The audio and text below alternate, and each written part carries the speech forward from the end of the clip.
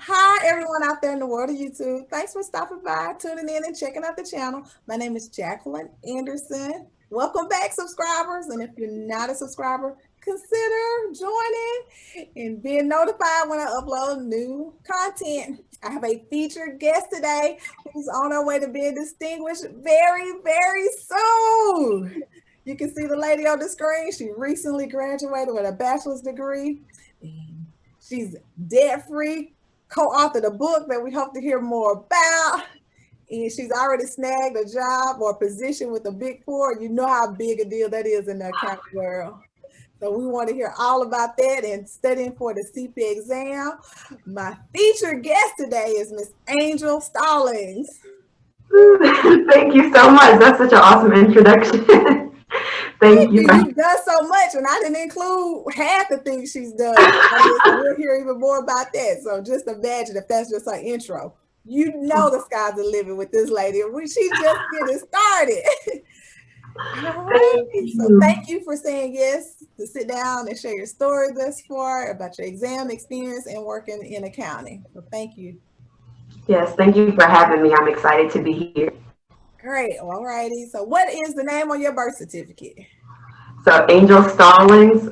I won't share the middle name just because I don't know how safe that is, but Angel Stallings is on the birth certificate. Oh, okay. Well, at least you got a middle name. Some people don't. Yeah. Gotcha. Okay. So where do you mind sharing your age or what year you started on the CPA exam journey? Go ahead. Yeah, so I just recently turned 23, and I started the CPA journey at 22 in 2020, around May of 2020, wrapping up my accounting classes and just hop right into it and studying for audit. Oh, okay. So right with school, it was in line with your plans to finish up undergrad and get ready for the CPA exam. Okay. Yeah. And technically, I was still in school, so I had at least finished all of my accounting requirements by May, but I still had a semester of undergrad left. So I was kind of balancing the CPA exam as an additional class, I felt like, on top of like my regular classes that I was taking to get my 150. Oh, okay. Gluttony for punishment, right? Commitment. That's what I call it. Let me take that back. Not punishing yourself. Commitment. Yeah, commitment, discipline, that was my word for 2020, and it's carried over. So definitely required a lot of discipline. Gotcha. Okay, so what city and state do you reside? So I'm from Detroit, Michigan, and now I'm in a suburb of Detroit. But yeah, Detroit Right. side. Okay, I think that's a first for the channel. All righty. I represent for the D. Yeah, we're branching out YouTube world. We're going nationwide with this. Yes.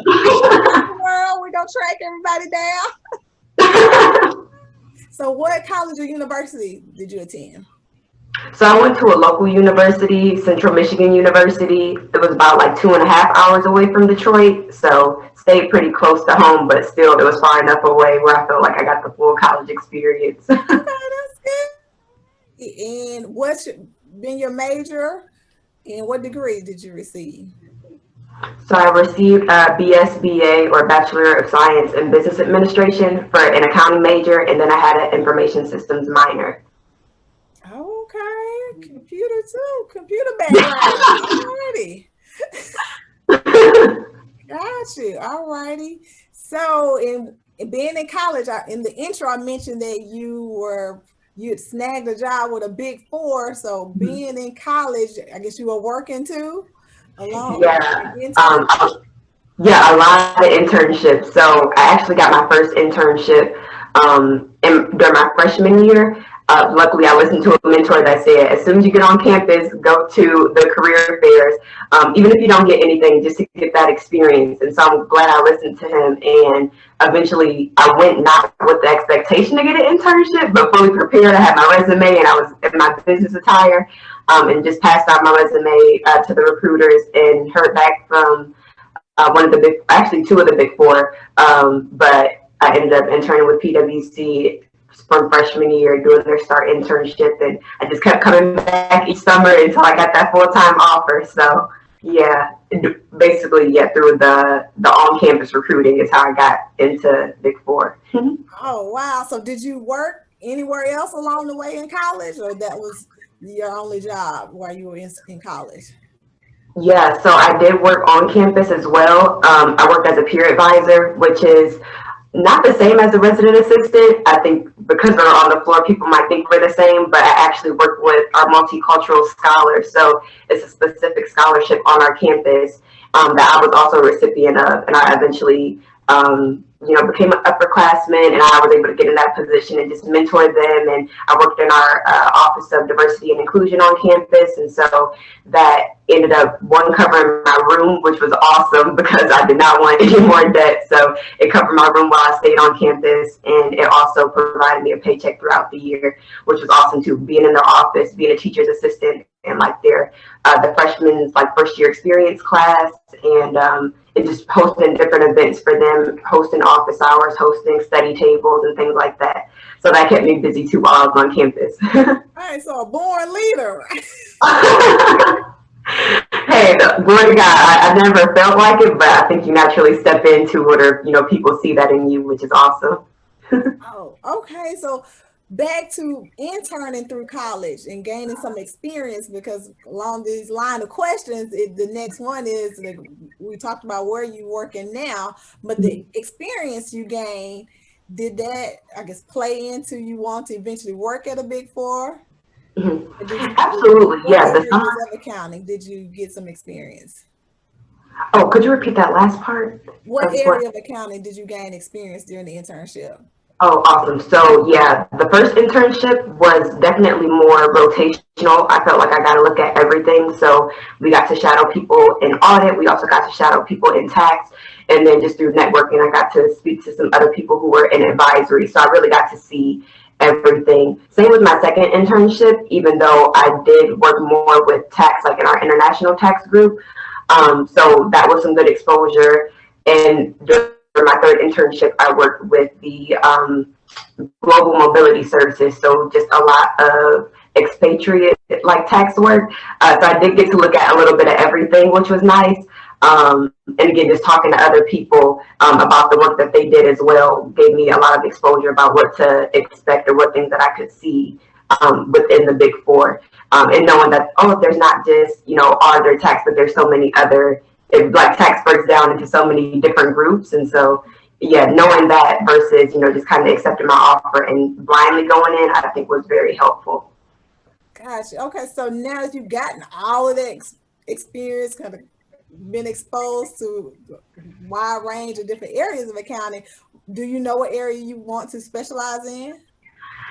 That's a great question. Honestly, I never wanted to be pigeonholed into a specific specialty group, especially not this early on. I feel like I'm still figuring out what I like, what areas of accounting I really like. So I chose private company services tax to start in because I think it gives me a great variety of clients to look at, of work to do. We do get to see a little bit of the audit side in my group. So I like doing provision work. So I think that's awesome, while of course doing different taxes for partnerships and corporations and individuals. So I think it's a great place to start, but I don't know if I'm necessarily ready to say I'm specialized in a certain group. This is the first year, so I'm like, there might be something else interesting out there too. Right. Okay. Well, I guess the world is your oyster, right?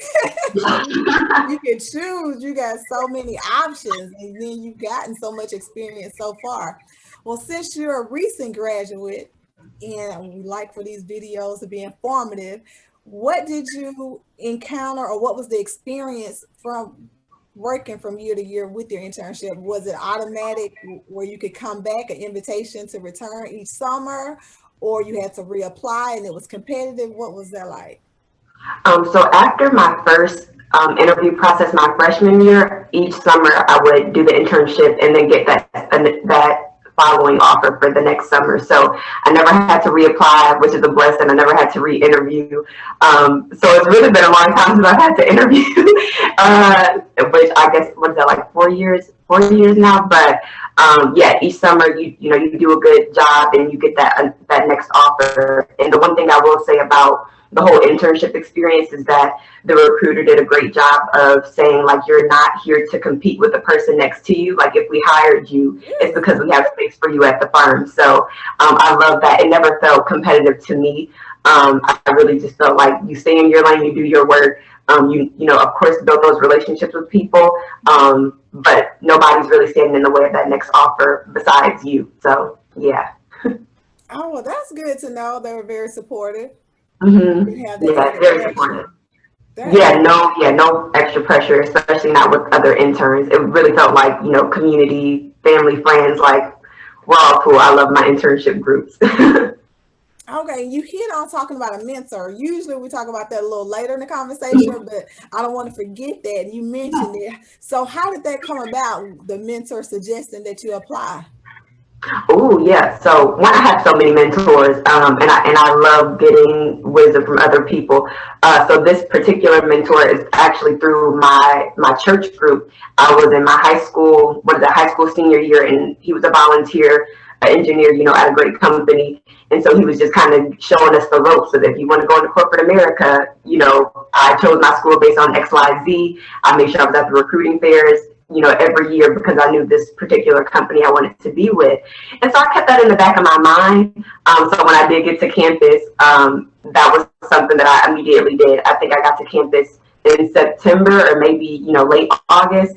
And the recruiting fair was probably that September. And I had my offer by October. So, you know, it was very quick. And I think a lot of people might try to wait. Oh, you know, I'm too young. And I definitely got that from some recruiters of, oh, we're not looking for freshmen right now. But I didn't let that discourage me. Like, I did my research beforehand. I know that there are some companies looking for freshmen. And so I just made sure I went to those booths at the fairs. Okay, well, that's somewhat unique in the Black community that you had someone in the church that you Mm-hmm. could connect with or had connected with and knew how to give you some guidance and advice on that. Yeah, that was awesome. They have it for every senior class at my church, and so I'm glad that I made that time to go and, you know, receive that wisdom and knowledge, because there's a lot of people who volunteer their time, especially even professionals, you know, who are volunteering their time to give back to the youth. And so I'm grateful that, you know, our paths crossed, and just so many others. Like, not just him, I have great mentors from that entire senior year experience. Oh, so when you went into undergrad and majoring in accounting, did you know CPA was the end goal? Well, in your case, maybe mid one of many goals. I would say yes, just because I found out about accounting in high school, and I feel like there is kind of where that CPA got planted, or that seed of CPA got planted. And so by the time I got to my freshman year, I feel like I probably signed my major for accounting. Again, within that first semester, I met with like the chair of our accounting department. I was like, I want to sign this major. And of course, along the way, I was like, I don't know if this is for me. But eventually, you know, through prayer, through mentorship, I realized, you know, I just got to stick it out. Because everything, you know, any major that I chose was going to have its challenges, but it was, do I see this paying off in the end? So, you know, I stuck with it. I'm glad I did. Great, and I know you're almost done, one exam away, and you were doing this concurrently in finishing up your bachelor's degree, right? Yes. How did you make that decision? Because I know sometimes people do it in bits and pieces, one step at a time. Finish your bachelor's degree, or maybe go on and get the master's degree, because a lot of times you can fulfill the graduate requirement with the number of hours, and then maybe go ahead and study for the exam. Why did you take Yeah. this approach? Ooh, that's a great question. Honestly, because I feel like my journey was all over the place. At one point, I did want a master's. Eventually, I realized maybe that's not for me right now. One, the cost side of it, and I really did want to get into my career sooner versus putting it off any further with a master's degree. But when I eventually looked at my timeline that I gave the firm for starting, which was January 2021, I'm like, okay, I don't want to, you know, juggle studying and work and adjusting to like a new job, a new role. I really wanted to be able to give that my full attention. So when I found out in May that I would basically be done with all of my bachelor's requirements, I immediately started looking into how I could start sitting for my exam. And so although I'm in Michigan, I actually didn't apply to sit in Michigan. I applied to sit in Alaska because they allowed me to, there was like some things on the Michigan side that I guess they weren't the full degree, like in like being signed off, like I'm done, versus just seeing all the credits done. So Alaska was like, hey, you can actually have your degree in progress and start sitting for your exam. So it worked out perfectly. And that I applied, got my notice to schedule or NTS, and I just started sitting. It was really delayed with COVID, but so I started studying in May, but I didn't get to sit until mid-August. So that was a long gap to study for just one exam, but it was my first one, and so I was really thorough with that. And then again, because I really thought I would be able to sit all summer and hopefully crank that out, seeing some people's journeys, of course that ended up not being mine. Yeah, I applied for all four of them up front. Like, yes, we're gonna get this done in the summer. Just watching YouTube videos and seeing some people's journeys was like that, but realized very quickly that that would not be mine after it kept getting delayed for me to actually sit for that first one.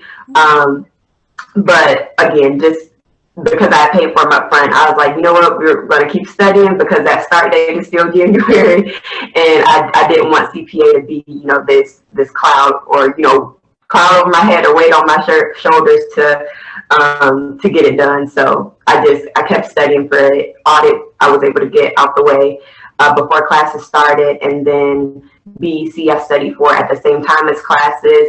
And then I really kind of condensed my fall schedule to end early so that I could study full time for FAR for I think 5 weeks, and then I moved on to reg, which is the last one. That's one more to go. Yes, one more. You said something interesting about living in Michigan but sitting in Alaska. So does that mean you had to travel to Alaska to actually No, luckily every state has different requirements. So some say you don't have to be a resident to apply with them, and luckily Alaska was one of those things of you can apply through us, but you don't have to actually be a resident here, so you can still sit in Michigan. So I was able to sit at a testing center 20 minutes away, which has been awesome. But yeah, so I was glad I found that out. That okay, I don't have to. Audience, keep that in mind. Yeah, I've heard of some states having additional requirements or not as stringent regarding maybe the work experience or that ethics exam. Yep. So, but I always thought maybe you had to be a resident. Yep. So luckily it did not have to be a resident. And then just when I go to apply for my CPA license, I would just transfer my scores to Michigan. And so that was another thing I double checked of, is it an easy process to transfer my scores once I pass? And it was. I think it's maybe a $25 fee. So I'm like, I'll do that if I can start sitting for these exams early. Again, since this is all about information and being a resource, will you have to be initially licensed in Alaska? Will you do that? No. I know you mentioned your test score, but I don't want to jump over that. So you're saying you don't even have to go apply for licensure in Alaska? Right. I don't have to apply there. I just transfer my scores, and then I can apply in Michigan. Really? Okay, everybody, keep that in mind. Sticky situations. Right? Yes. Do your research. Okay, well, that is good to know. So you don't even have to go through that, the fees for that, or reciprocity and all this type of paperwork. Just right. Something to know. I learned something new. All righty. Yeah. Thank you for stress. I was stressed figuring all that stuff out. So hopefully that does help somebody. Yeah, well, I'm glad you shared that part. So since we're talking about the exam and you doing this while you're in school, finishing up your bachelor's degree, did you take any prep courses, or did your school offer some prep for the exam? So luckily, I actually used Becker, which was through my firm. I signed my offer maybe a year and a half, 2 years before I actually started. So as soon as you sign that offer, you get access to the review course. And so when I was ready to start studying, I logged into Becker and told them, hey, this is who I'm with. And I started getting my material. But the one thing I will say, though, is that my friend gave me this tip of don't order all your books up front. And so I only ordered my books as I was ready to study for each section, because they expire so quickly. Of the material gets outdated, it's always changing. So I'm glad I knew that, so I didn't order all 4 sections up front. I only ordered them as I was ready to start studying. needed. And this was offered through your job. Yes, yes. Wow. Okay. So you haven't had any out of pocket expense. Well, I had, so yeah, luckily I did have to pay for, I had to pay for like my application fee and my exam fees, but then that gets reimbursed through the firm as well once you pass.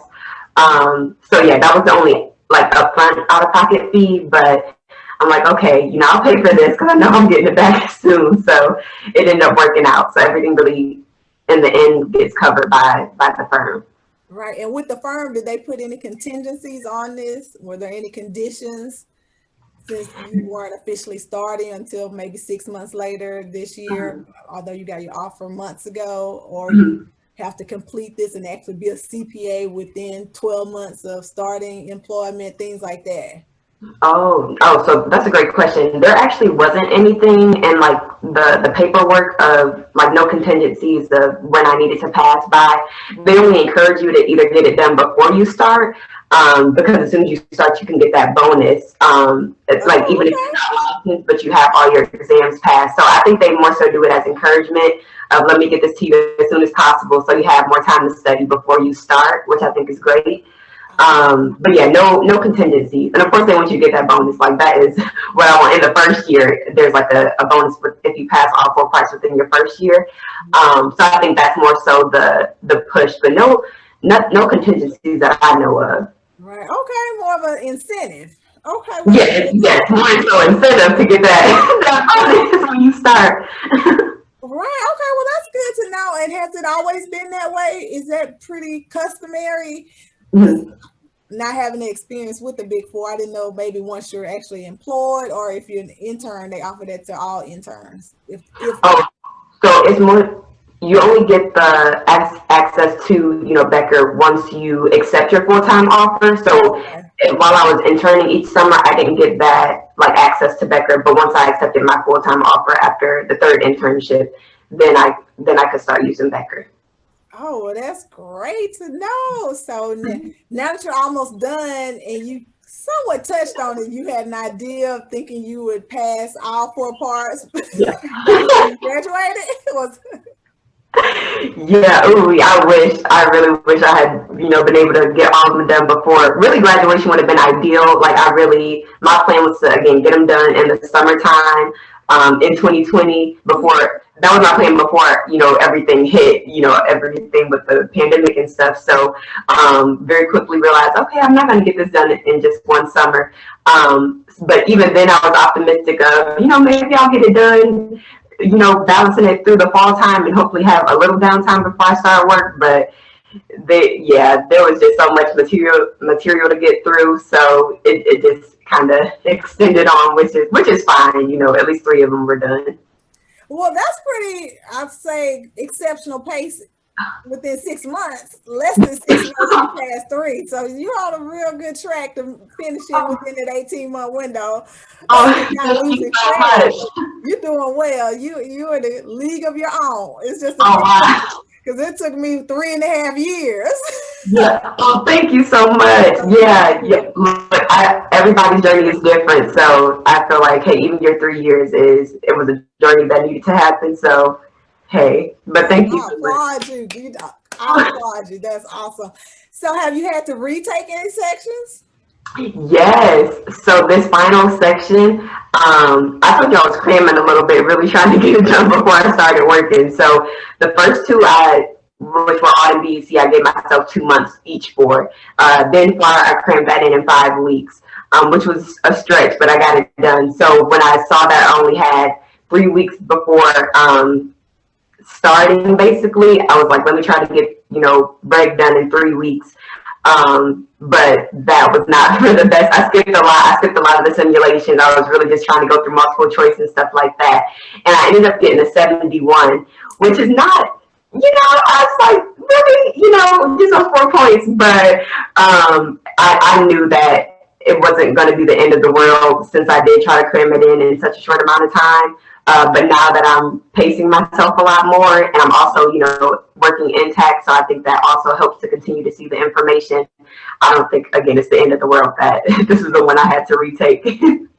Gotcha. Well, aside from we're being in the middle of a pandemic right now, were there any other curveballs or unexpected situations that affected your timeline in passing exams? Yeah. So again, you said aside from the pandemic, I think in the beginning, and we talked about it a little bit with that application process. I felt like there were a lot of curveballs in the beginning that I just did not know about, and nobody really warned me about. So again, I'm in Michigan, and I assumed, okay, I looked at the website and it just said have your bachelor's completed, which is, in my mind, okay, I've taken all of my courses, I've completed my bachelor's by May 2020. I was done. But I extended undergrad to get my 150. I was maybe like 18, I think maybe 12 or 18 credits away by that point. But turns out I couldn't sit at all in Michigan, even though my bachelor's was done, because I didn't basically submit my transcript to the school to say, hey, I'm not a student any longer. So that was a curveball, and that I had everything done, but because it wasn't official, I couldn't sit here. But luckily I had great friends who were also going through the process with me, and she was the one that told me, actually, you can apply in a different state that will allow you to start sitting even though you still have your degree in progress. And I was like, oh really? Like, that's awesome. So I ended up looking into the state that worked best for me.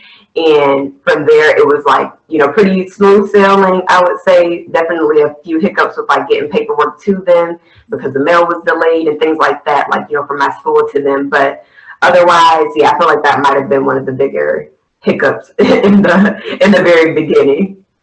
Gotcha. Okay. So, and did you have any issues with studying or staying on track? Distracted or not? Yes. Or just the material being overwhelming? Oh yeah, I would say yes to all of that. Definitely. Again, I had to find what worked for me. Initially, I looked at other people's, schedules or videos that they post, and they said, "Oh, I could get it done X, Y, Z." I would study from sun up to sundown, and I realized, you know what? I need a mental break. Like I can't do that like other people did, and so it definitely took me a little while longer to understand how I study best versus trying to copy and paste somebody else's study regimen. But I think in the end, it started to, again, work for me and started to pay off. But definitely learned to not, beat myself up if I skipped a day or if I didn't get through as much material as I wanted to. And really, yeah, just show myself a little bit or a lot of grace because, studying is difficult. I mean, you're learning so much or relearning a lot of things. The material can definitely feel overwhelming. I feel like fall was probably that one for me. Like, oh my goodness. I think the day before the exam, I just had I had to go to a crying session. Like, oh my goodness, I cannot believe I'm supposed to be tested on all of this. And luckily I passed.